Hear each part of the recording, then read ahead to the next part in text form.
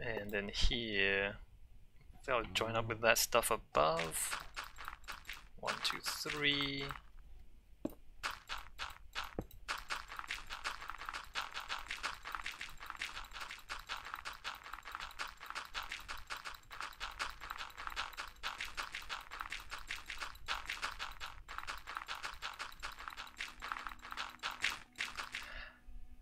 So, I mean, on the topic of like incomprehensible logic problems, what boggles my mind is like collaborative programming projects, which they all are. Like, how on earth do you have multiple people work on the same program at the same time? How do programmers keep track of other people's code? Or do they not? Do they just like split the thing into parts and never touch other people's parts of the code?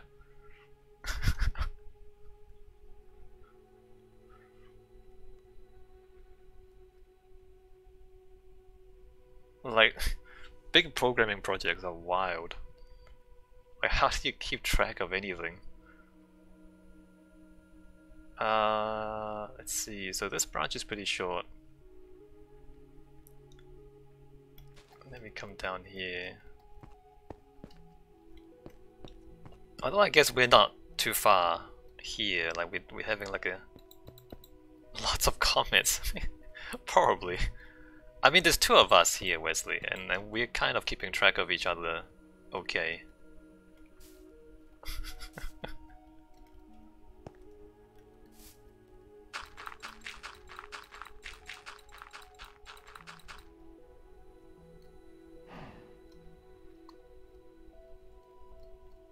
One, 2.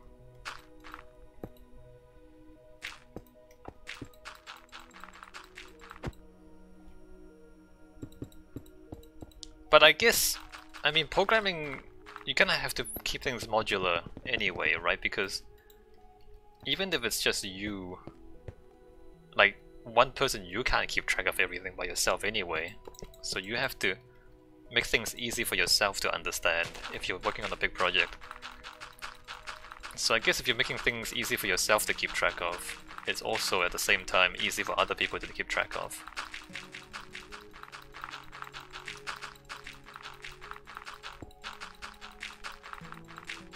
Like, you just assume you'll forget everything you're doing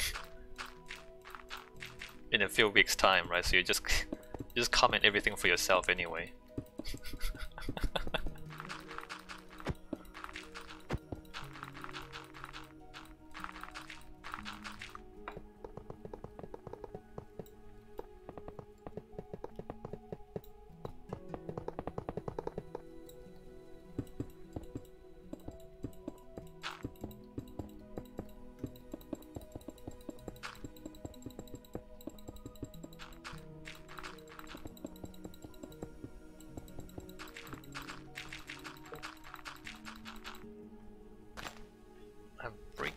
Extra stuff. Let me fill in the gaps that aren't meant to be there.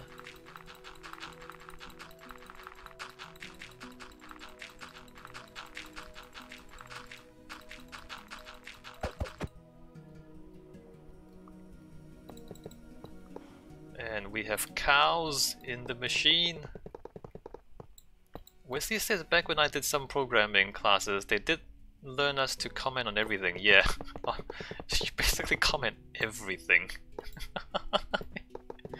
Like, you write the code and then you describe what the code is doing.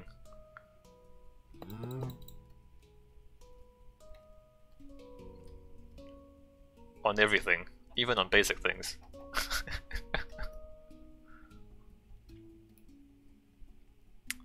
Although, I think the best way to learn is to, like, make the mistake.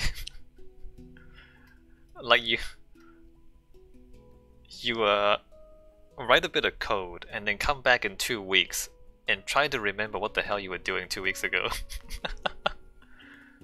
Although most programming language are very easy to read, I feel like, says Wesley.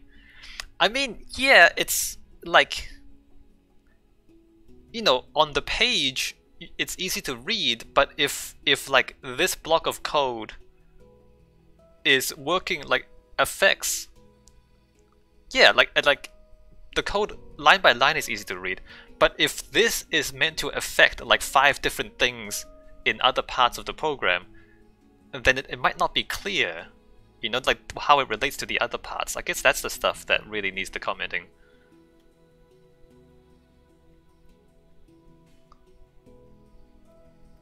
It's like, okay, you can see what, you know, these 5 lines do, but why? Why are these 5 lines doing this? Like, that's the thing you need to keep track of. 1, 2, and then down here. Let's see.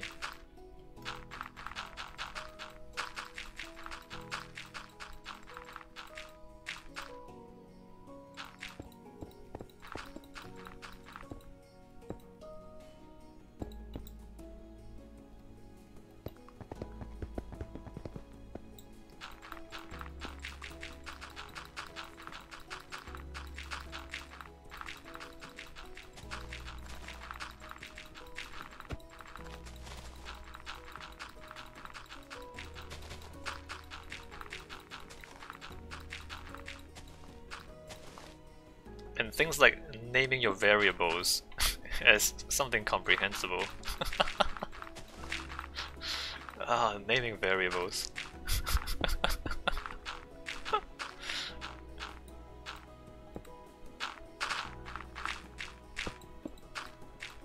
You just need to be disciplined, right? Because you're always tempted to just name it something easy to type. You need to name it something easy to understand instead of something easy to type.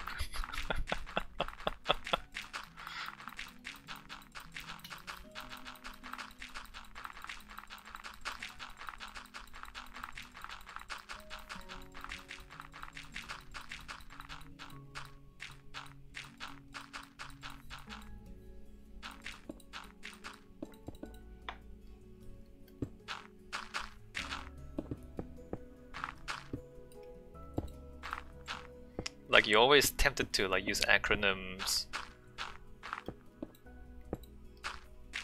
When I just started, I was like, this will be A and this B. Yeah. Right? I mean, it's easy to it's easy to type at the time. But then when you come back a week later, you have no idea what anything is.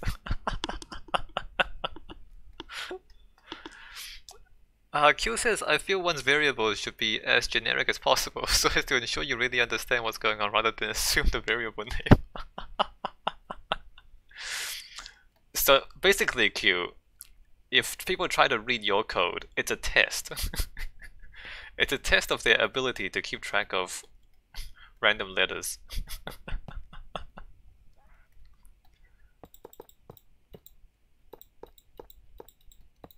I think I've done all 5 stations, right? 1, 2, 3, 4. Yeah, I've done all 5 stations.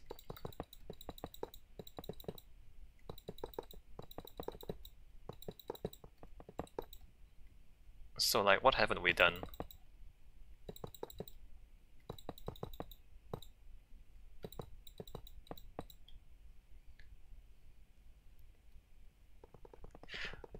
Which brings me to another point, is mathematical equations. They like to use single letters for variables, like scientific equations, mathematical equations. Q says, I like to mix things up too by naming variables to something deceptive. And like, why don't like science people, instead of having like 1-letter symbols denote complicated ideas, why don't they like write out the whole variable name like programming people do? Because when I read scientific papers, the part that really bothers me is their equations.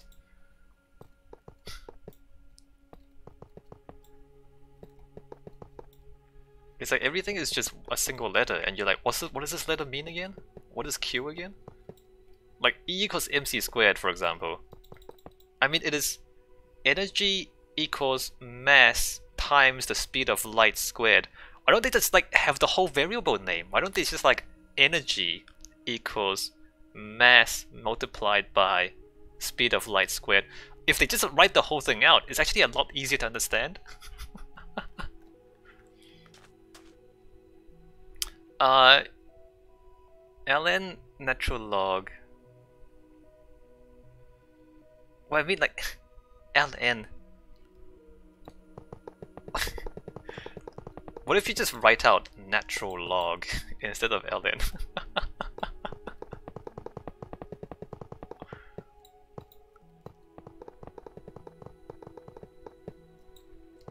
I should complain. I should like find the scientific standards body and just complain to them about this. Can your equations like be more legible, please? Can you like not use single letter variable names?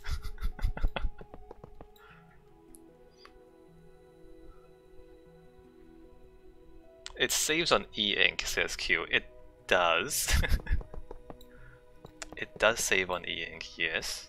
But it also makes things completely incomprehensible for people who aren't experts in your field.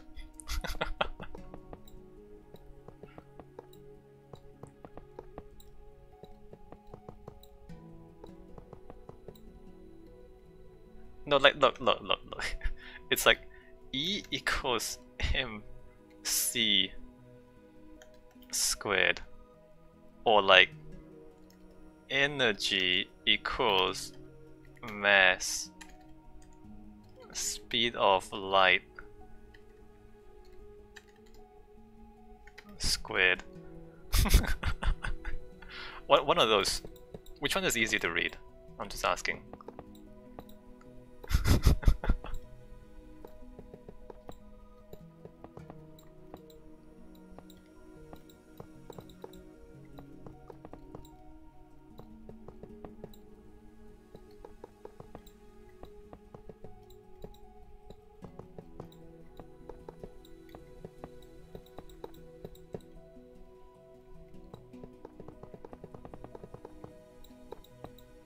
Imagine how much more interested like physics students would be.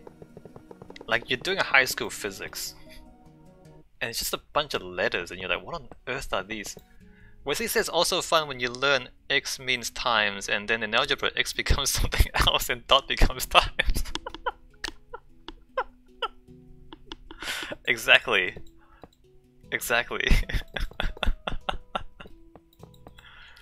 Like they're not even consistent with their symbols.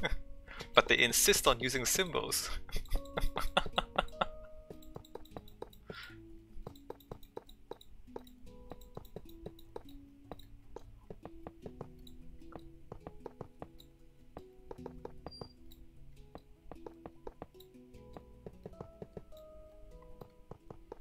Oh, and then like when you go to programming, dot is just dot notation. It's like object dot color, and it's like it's not object times color. That's the color of the object. Dot means something else again. Crazy.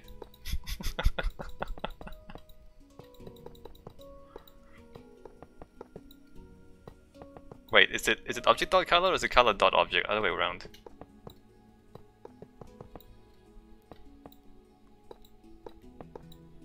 It's color dot object, isn't it? It's the other way around.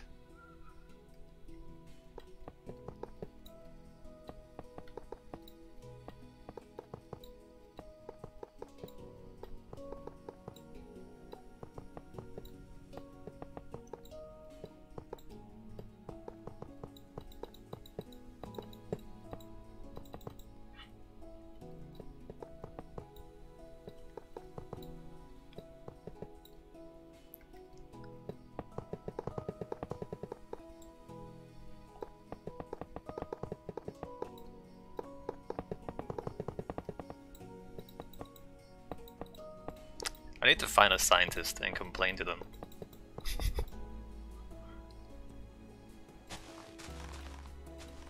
We should probably fill in underneath here, because we're never gonna actually put anything under here, right? Let's try not to leave little gaps. I mean, I guess it doesn't really matter, but...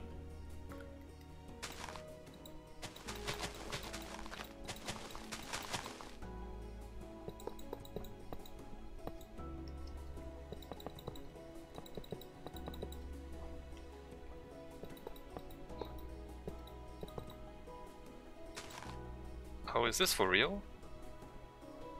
I hope we have enough space for connections here. We might, or we might not. 1, 2, 3, 4, 5, 6.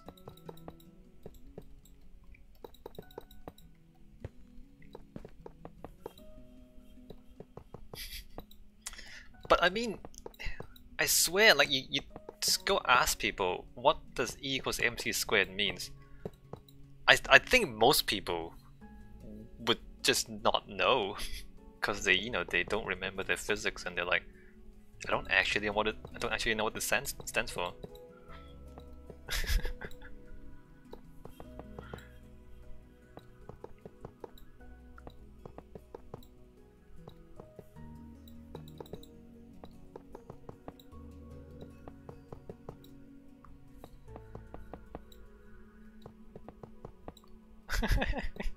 Exactly. Like why would you remember the letters, right? Like if you don't use it all the time, you wouldn't bother remembering the letters. It's like remembering variables from the program that you did like 20 years ago. Like you just wouldn't bother remembering it.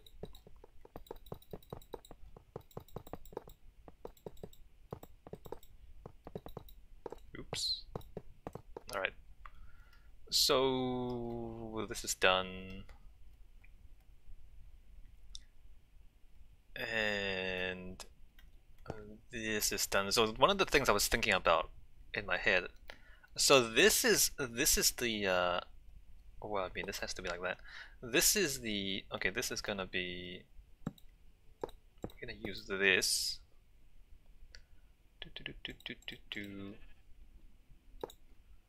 And then somewhere here.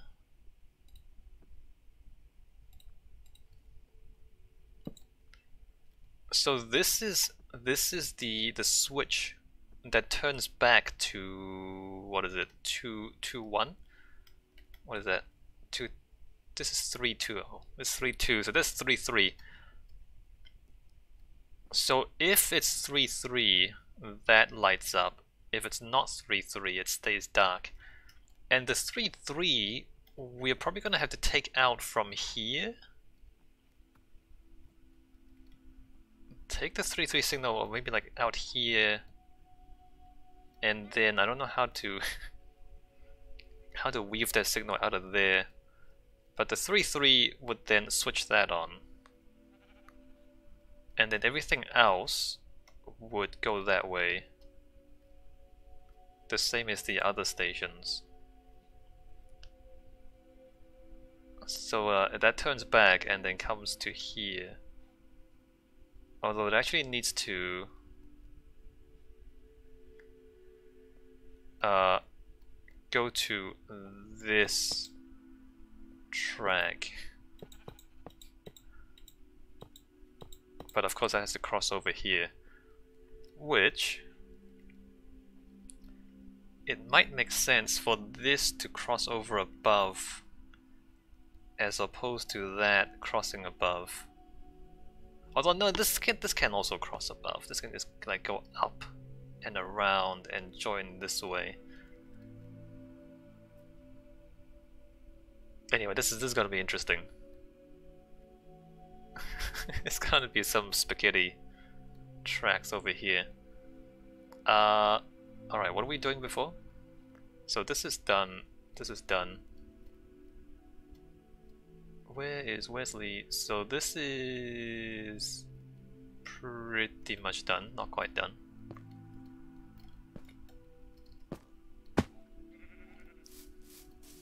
Wesley's over there working hard while I'm rambling and thinking.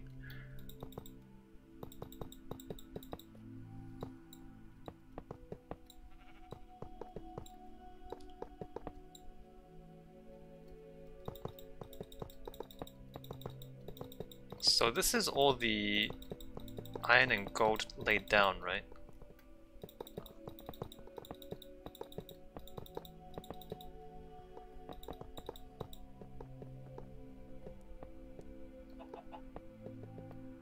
Yeah.